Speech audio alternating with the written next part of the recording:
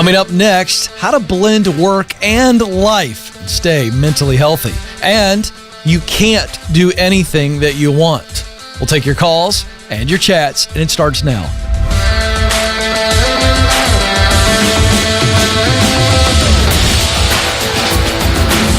I'm coming to you live from Ramsey Studios in Nashville, and you are joining a conversation about who you are, what you were created to do, where you want to do it, and how to get there.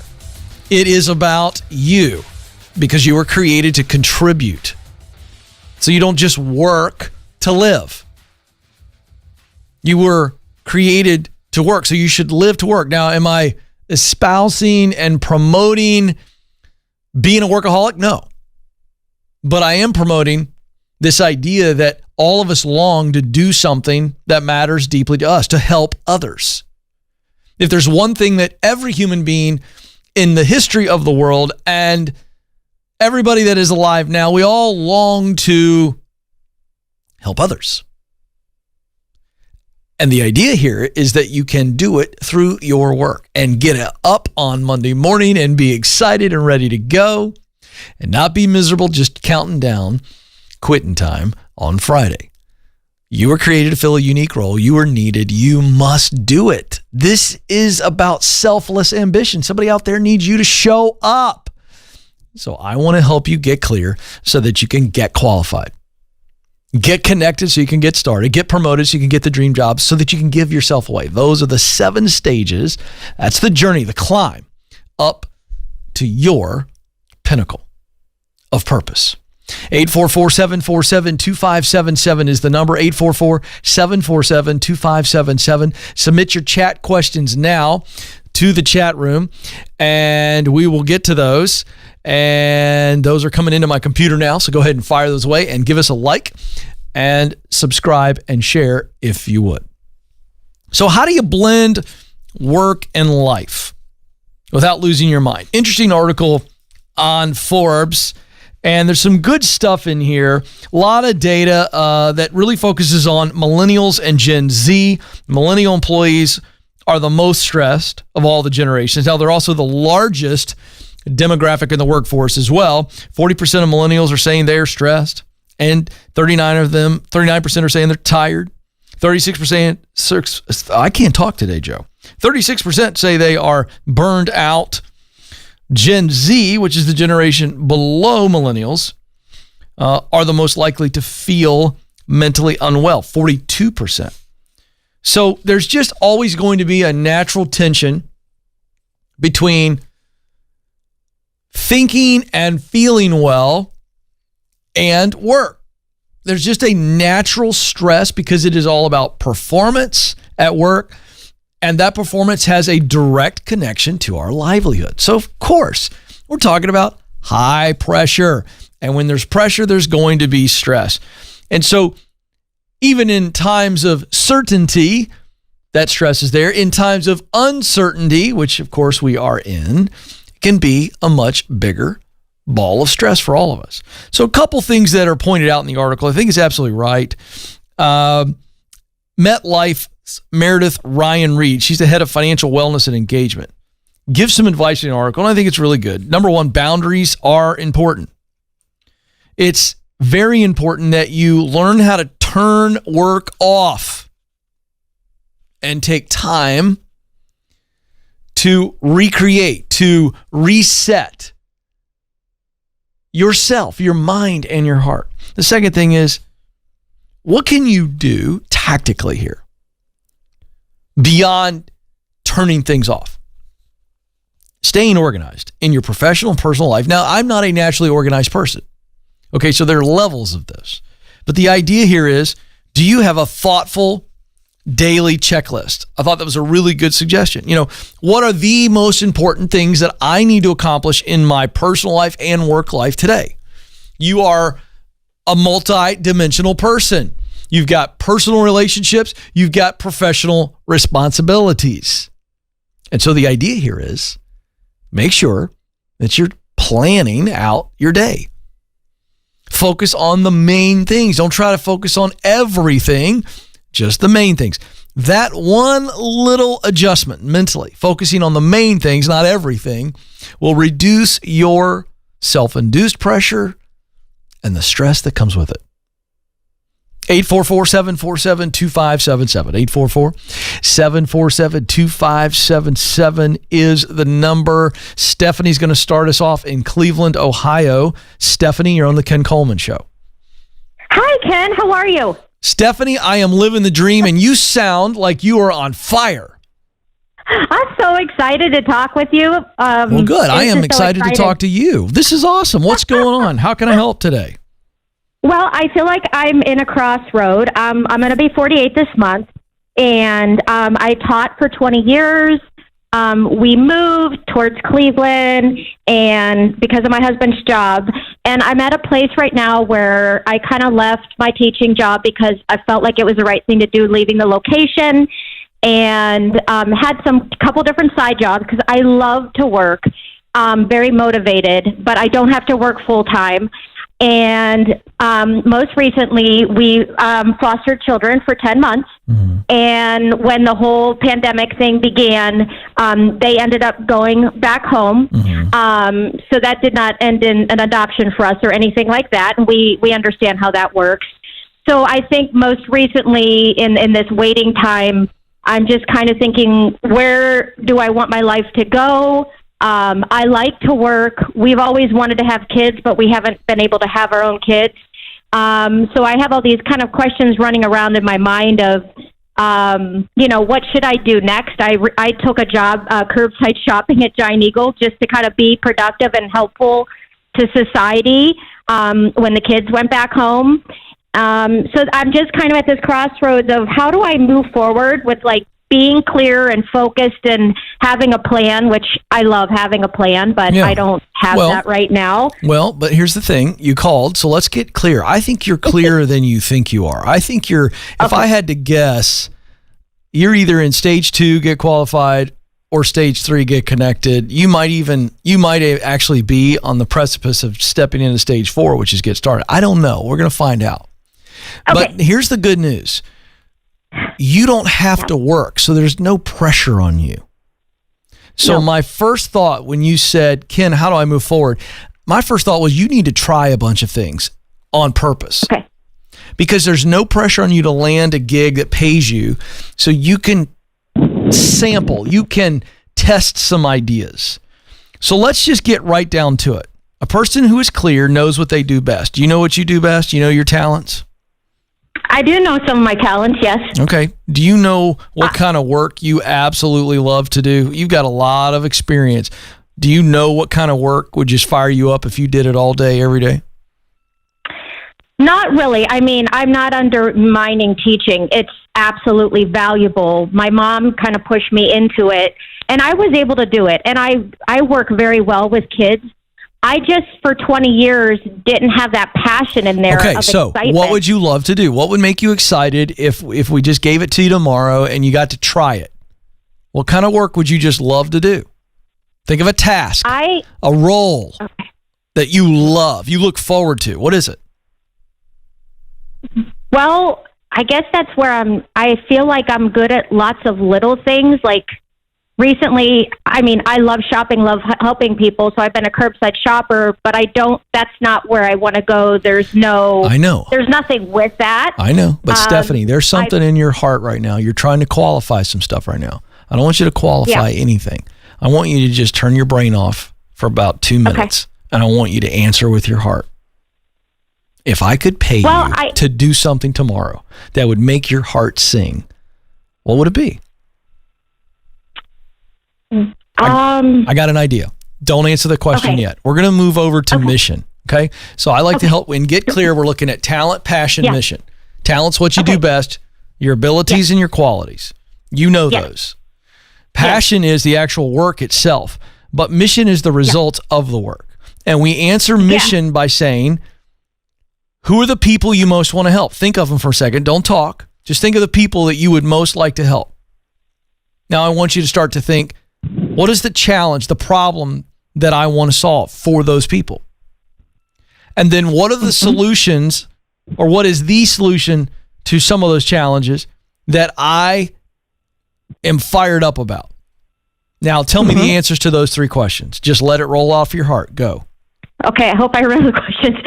Who do you most want to help? Who are the people you most want to help? People who want help. Yeah, be more specific. People who have maybe health issues, or to be honest with you, I gave a great amount of help to our kids' foster parents, like a significant amount of help of supporting them to helping them where they need to get. And slightly, I am still doing that. In their health? In their health or their finances? I think we've helped them with food, not necessarily with health, probably emotional health support in that area. Yeah. Okay. What would you do? I've tried to get you to answer. Let's take one more stab, and then if we can't get it, that's okay. I'm going to give you homework. You can call back. But I want you to stop thinking. I think you're thinking so hard right now. Am I right? Yeah. Yeah. I don't want you to think. I want you to feel. What would you do tomorrow, Stephanie, if I gave you a nice chunk of change and I said, you get to try this for 6 months. You cannot fail. There's no way you would fail. What would you do tomorrow? I think I might try counseling. All right. Now, who would you counsel? Would it be couples? Would it be individuals? Would they be dealing with substance abuse? Would they be dealing with relationship abuse? Would they be dealing with marriage problems? Who are the people you'd most love to counsel? And it's okay if it's 3 or 4. Give it to me. Probably kids. Yeah, that's what I thought. I was waiting for you to get back to this kid thing. There's a massive clue for you inside of your desire to foster kids. Mm-hmm. So your homework assignment is to answer the 3 questions I gave you earlier, okay? And I want you to spend some time with this, and then I want you to go get some feedback from people who know you really, really well. You've got to have some feedback to get your confidence up on your answers. Who are the people you most want to help? I think the answer is kids. What is a problem that they have that you want to solve? Or what are the problems you want to solve? Is it that they don't have a forever home? Is it that they've come from verbal, substance, whatever abuse? I don't know. You know. And then what are the solutions to their problems that you can get fired up about? You just said counseling. So counseling is the work that you love. That's passion that produces a result that matters to you, and that's health. On the other side of counseling is health and freedom. I think that's your answer, but spend more time with that. Answer those questions. And then once you know the answer to those 3 questions, now you can start focusing on getting qualified. What is it going to take for me? What do I need to learn and do to become a counselor, or whatever the other profession is?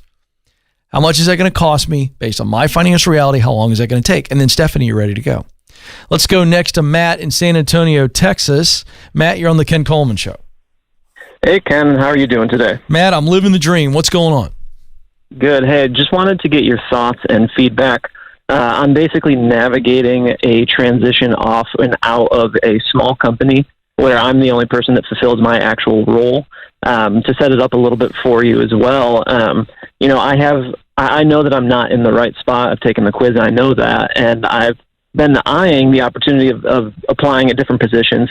For background, I'm a CPA. I do all the finance, accounting, all of that stuff for a small private investment company. And so for me, it's a hesitation towards putting out applications because of my concern that if I were to get an offer and I have basically 2 weeks to turn around, that puts them in a really tough position. And I've been with them for 5 years, so I have a certain sense of loyalty, but I also know I can't have my cake and eat it too by way of saying, hey, I'm looking to get out of here, let me find my replacement, so on and so forth, and then kind of transition in a longer than 2 week span of time. So I'm just kind of wondering if that kind of transparency would be a shot in the foot, or how to navigate that.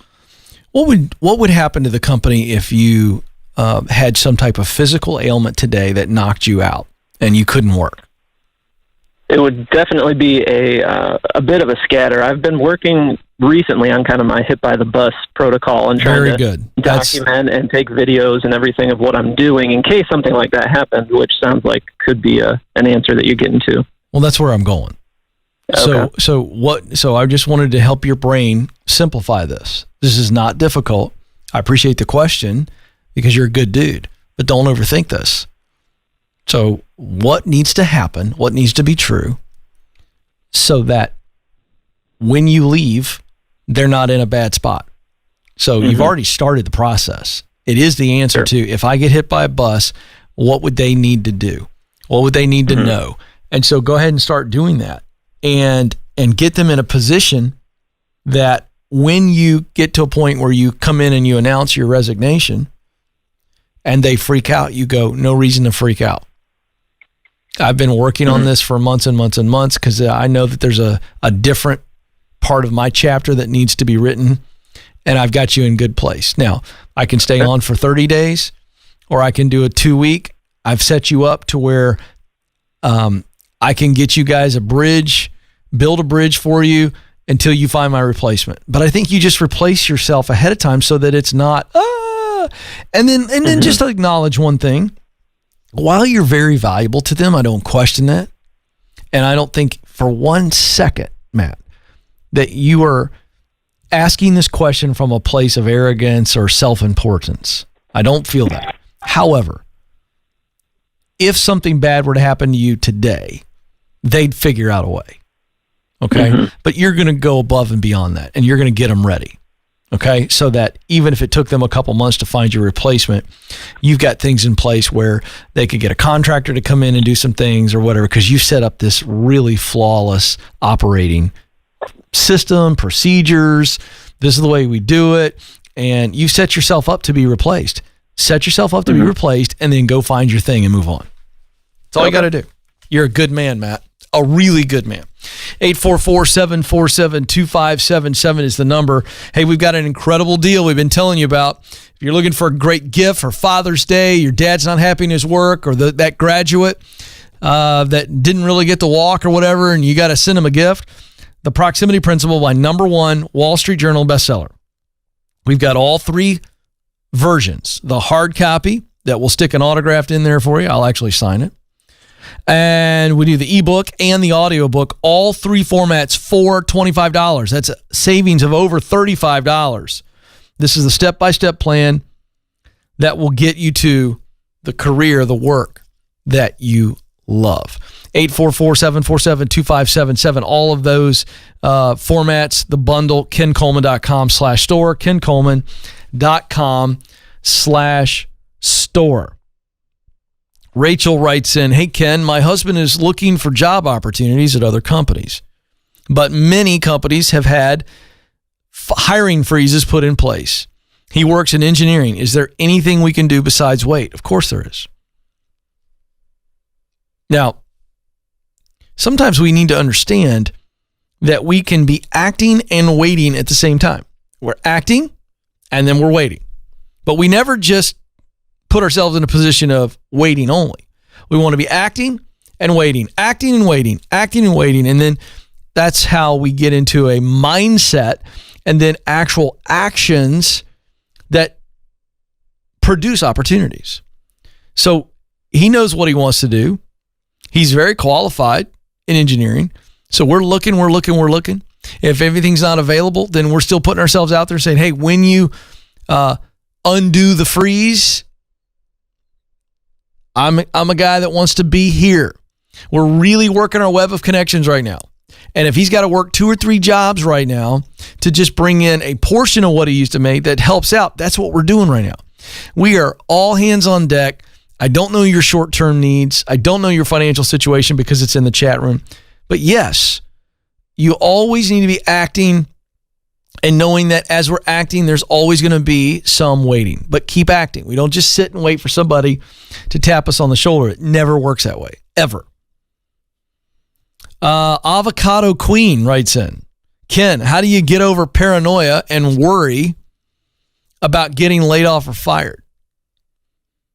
You've got to focus on the facts. Are you going to do something morally or something really, really stupid? Are you going to do something immoral or something stupid on purpose? Are you going to do that?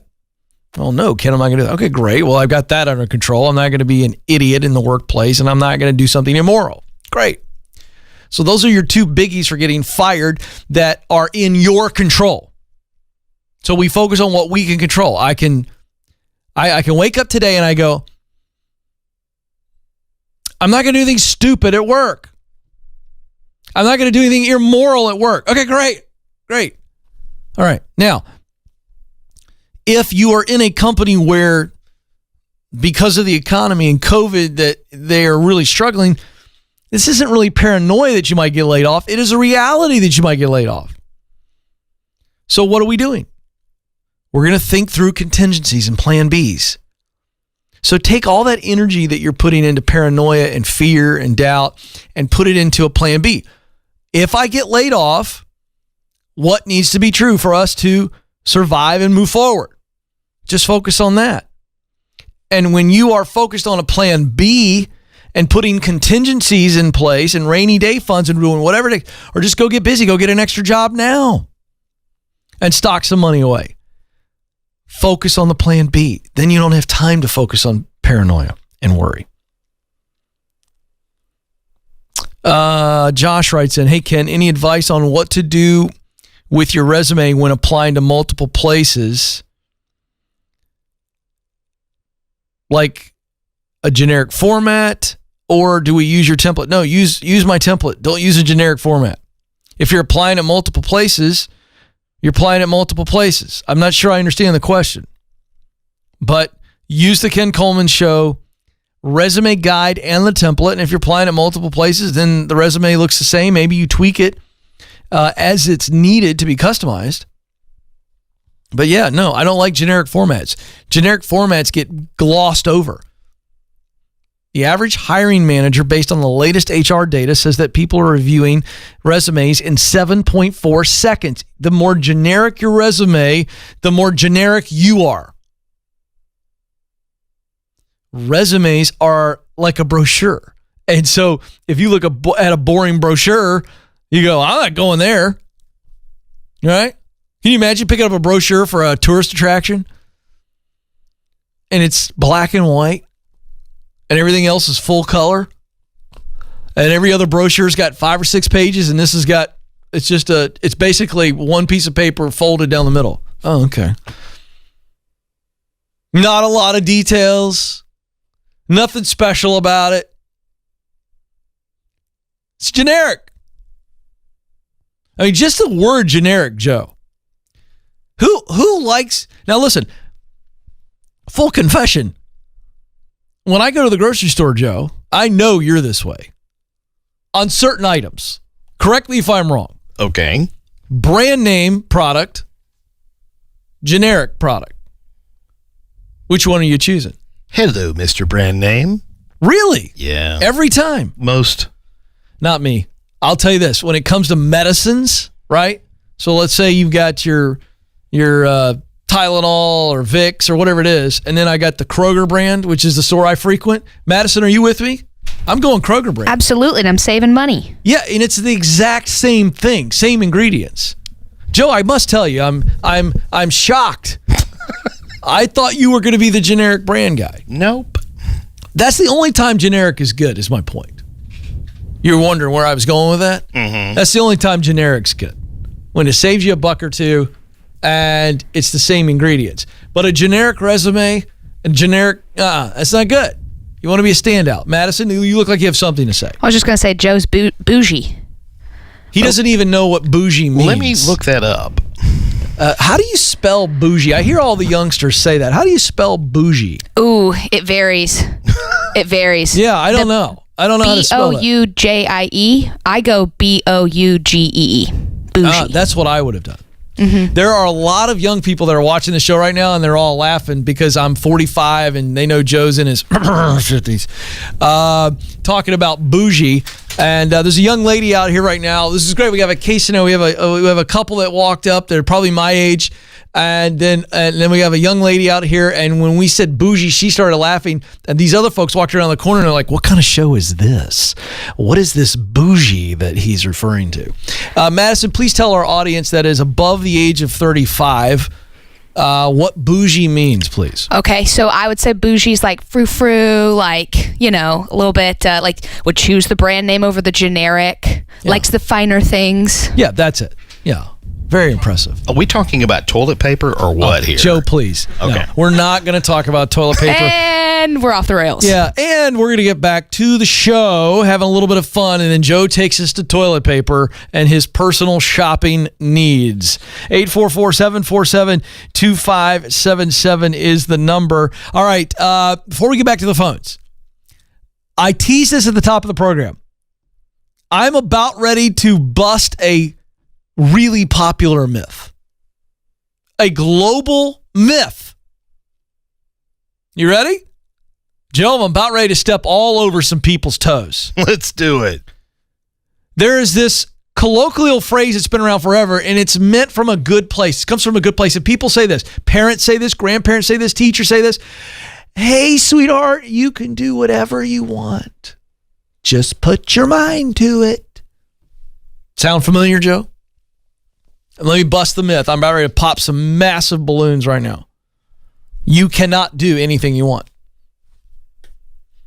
I'm going to let that sit for a moment because I'm freaking some people out.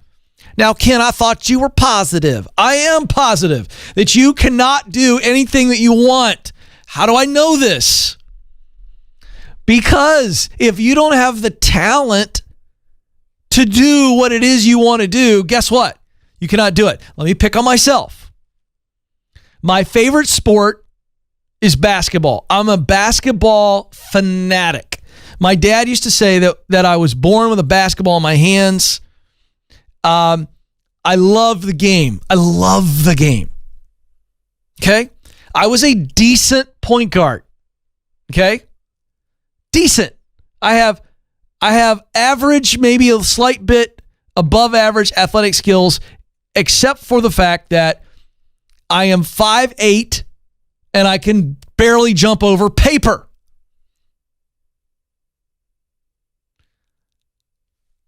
I can't dunk. Okay? A 5'8" guy may play on the next level, and there have been a few. Muggsy Bogues, Spud Webb, I'm thinking Nate, what is Nate's name? Played for the Knicks. It doesn't matter. Here's my point. I do not have the athletic talent to play basketball for a living. I just don't. I could play in my small high school team, but I can't play anywhere else. I don't have the talent. I can't touch the rim. I'm not exceptionally fast. I just don't have it. Doesn't make me less of a person, but I love the game of basketball. But I can sit here and tell you with great confidence that all I wanted to do when I was 14, 15, 16, 17 years of age is dunk.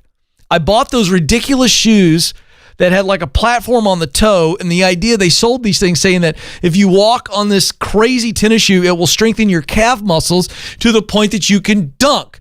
Now, the problem is I don't have fast twitch muscles. Go do your homework on fast twitch muscles. I don't have them. I can't jump. So here's the deal. I could try and set my mind to it. I will never dunk a basketball absent of a trampoline. Now, I'm making a ridiculous point, but the point still stands. Some of you, even in your 30s and 40s, have been stuck in delusion because you had people close to you in your life who told you that kind of nonsense because they were trying to be positive, and what they were basically trying to say is, hey, set your mind to something, get after it, and make it happen. But we've said to try to be rosy, hey, kids, you could do whatever you want. Set your mind to. No, you can't. But you can be the best you. You can be a great you. So you have talent. You can be great at what you're talented at. But if you don't have the talent, you can't be great. So can we do two things today? I'm going to have a little bit of fun here with this, but let's get real serious for a moment.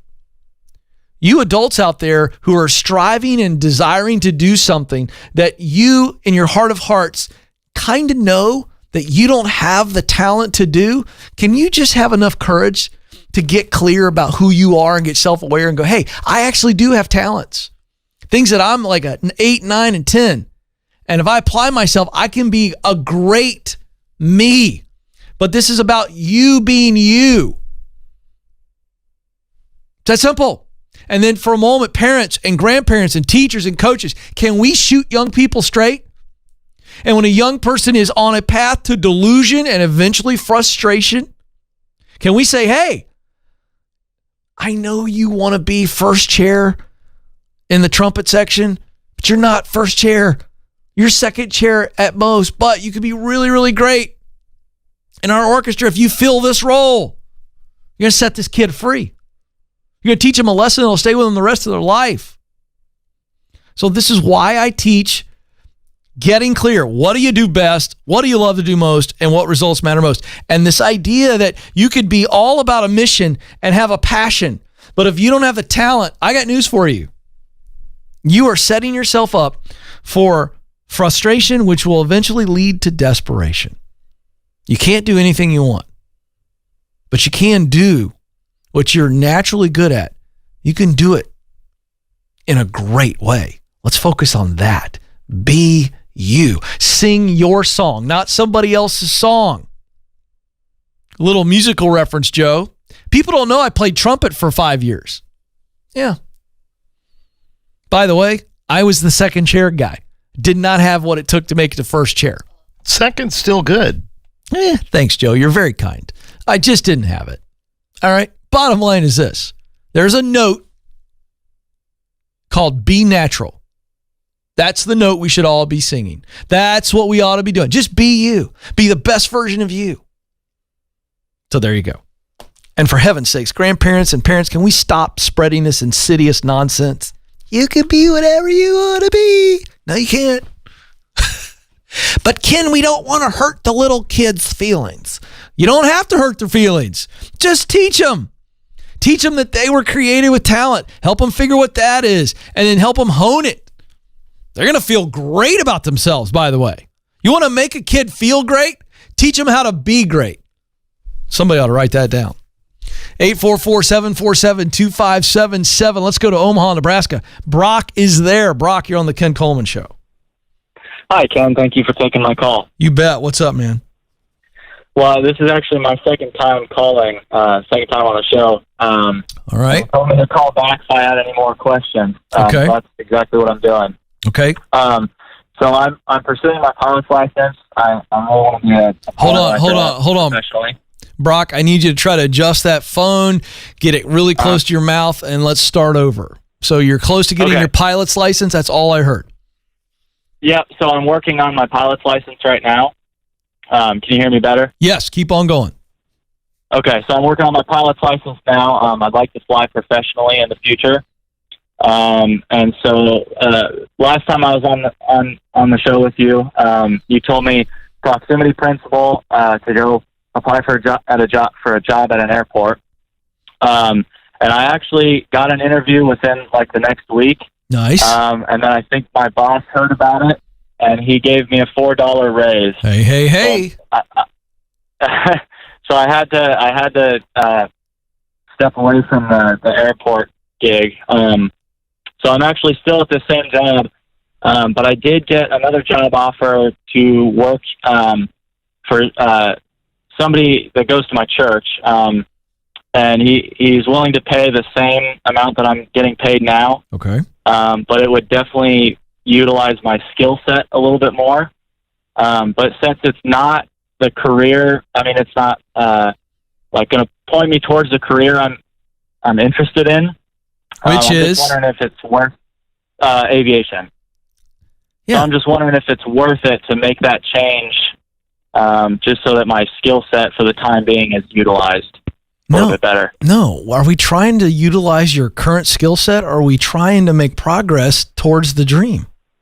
What are you trying to do? You tell me. Well, I want to fly professionally. Yeah, but so then what are we trying to do right now? Well, I mean, I think I'm several years away from actually being able to fly professionally. Why? Just because of all the licenses I need. Okay. And hours. Okay. And so just until then, I wasn't sure if this would be worth it to make the job transition. Okay, so that's what I didn't understand. I'm understanding, so you're saying you have to keep working right now to save up the money to be able to do the licensing to fly, correct?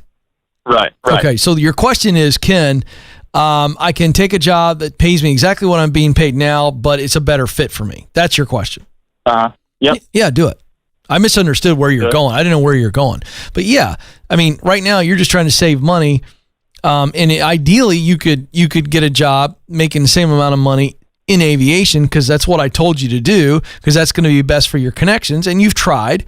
But I'm really curious, before I let you go, you were about ready to get a job in the aviation field, and your boss enticed you to stay with a $4 an hour raise.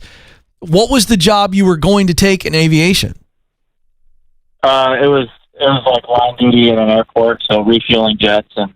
Well, would that have, I understand that wouldn't have paid you as much, but would that have helped you make more connections? Would that have put you further down the path than if you just stay working outside of the aviation industry until you save up the money to actually fly? Yes. It would have furthered you? Oh, yes. Yeah. Then why did you turn it down? I don't know. I think $4 an hour more sounded really, really good, but. But see, now I'm not getting on you.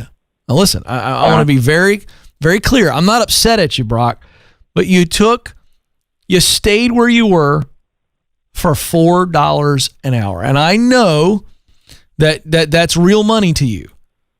But you just told me, and everybody else listening and watching, that had you taken the aviation job, it would have furthered your career. And you said no to it for $4 an hour. So here's your exercise. Yeah. I want you to run those numbers when I put you on hold. In fact, I'm going to put you on hold now. And I want you to run the numbers. Just run the numbers. How much more take home, not gross, how much more take home are you going to make as a result of that decision? Now, I want you to look at that number. And I want you to get a piece of paper out. I want you to write that number down. This is how much more money I'm bringing home each month. Okay? And then I want you to draw a line down the middle of the page, and on the other side of the page, I want you to write down as specifically as you can the benefits of taking that job at the airport that you are now not getting. I just want you to write them down. How would taking that job at the airport, what were the benefits for you in forwarding you faster, further in the career you want? I want you to look at that. I want you to just sit there and go, okay, I'm making this much more money, but these are the things that I forfeited. I want you to look at that. Now, let me just say, at the end of that exercise, if it was still better to take the more money because it's going to help you save up money faster to be able to just get the pilot's license, great. Then that's the right decision. But if you weigh this out and it wasn't the right decision to take more money, I think you got to make a change. You're young enough to be able to do it. And when I'm single and when I'm young and I have more freedom, I don't have people, a wife or kids relying on me, and that's you, I'm going to sacrifice financially to move forward professionally. The money will come. So that would be my take. Do the exercise. I'm not saying it's one way or the other. I think that's actually the homework you need to do, and I think you're going to get clarity. Thanks for calling. 844-747-2577 is the number. We're here every day. Hey, our time's almost up, but before I go, you matter, and you do have what it takes. Thanks for joining us. Until next time, this is the Ken Coleman Show. Press on.